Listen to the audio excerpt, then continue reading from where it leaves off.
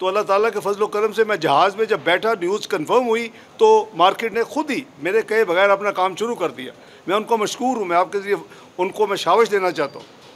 लेकिन इसमें यह भी मैं क्लियर करना चाहता हूँ कि जेन्युइनली मैं एज ए प्रोफेशनल साबित कर सकता हूँ कि इसकी सही कदर जो है वो 200 से नीचे है।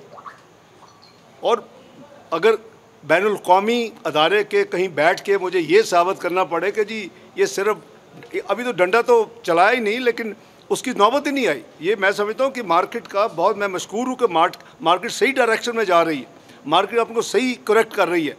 वो फ़र्क जो 12 रुपए था मार्केट यानी ओपन मार्केट में और इंटर बैंक में, वो रिड्यूस हो गया, 1 रुपया रह गया।